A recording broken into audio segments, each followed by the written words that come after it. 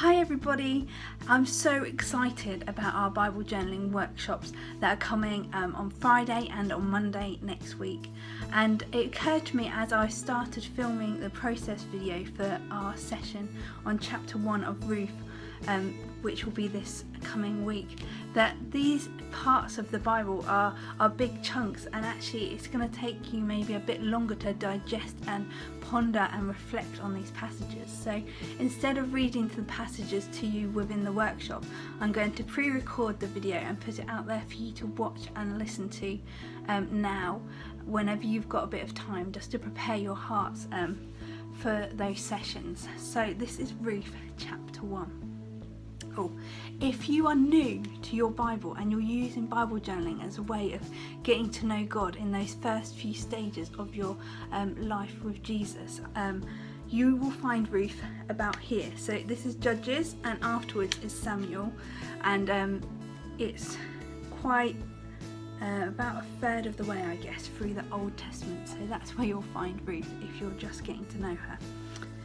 So this is chapter 1. Naomi loses her husband and her sons. In the days when the judges ruled, there was a famine in the land. So a man from Bethlehem in Judah, together with his wife and 2 sons, went to live for a while in the country of Moab. The man's name was Elimelech, his wife's name was Naomi, and the names of his sons were Mahlon and Chilion. They were Ephrathites from Bethlehem, Judah, and they went to Moab and lived there. Now Elimelech, Naomi's husband, died, and she was left with her 2 sons. They married Moabite women, one named Orpah and the other Ruth. After they had lived there about 10 years, both Mahlon and Chilion died, and Naomi was left without her 2 sons and her husband. Naomi and Ruth returned to Bethlehem. When Naomi heard in Moab that the Lord had come to the aid of his people by providing food for them, she and her daughters-in-law prepared to return home from there. With her 2 daughters-in-law, she left the place where she had been living and set out on the road that would take them back to the land of Judah. Then Naomi said to her 2 daughters-in-law, "Go back, each of you, to your mother's home. May the Lord show you kindness, as you have shown kindness to your dead husbands and to me. May the Lord grant that each of you will find rest in the homes of another husband."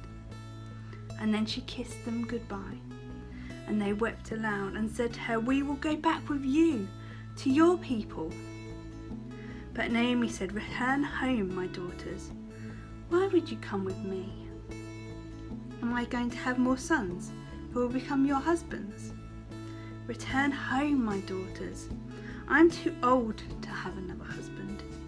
Even if I thought there was still hope for me, even if I had a husband tonight and gave birth to sons, would you wait until they grew up? Would you remain unmarried for them?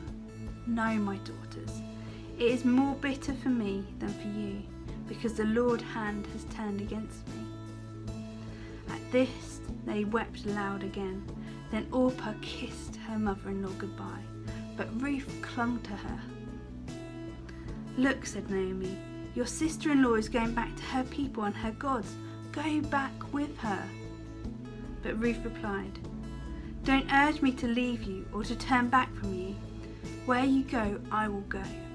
Where you stay, I will stay. Your people will be my people, and your God, my God. Where you die, I will die, and there I will be buried. May the Lord deal with me, be it ever so severely, if even death separates you and me." When Naomi realised that Ruth was determined to go with her, she stopped urging her. So the 2 women went on until they came to Bethlehem. When they arrived in Bethlehem, the whole town was stirred because of them, and the woman exclaimed, "Can this be Naomi?" "Don't call me Naomi," she told them. "Call me Mara, because the Almighty Almighty has made my life very bitter. I went away full, but the Lord has brought me back empty. Why call me Naomi? The Lord has afflicted me. The Almighty has brought misfortune upon me. So Naomi returned from Moab, accompanied by Ruth the Moabite, her daughter-in-law, arriving in Bethlehem as the barley harvest was beginning. God bless you all.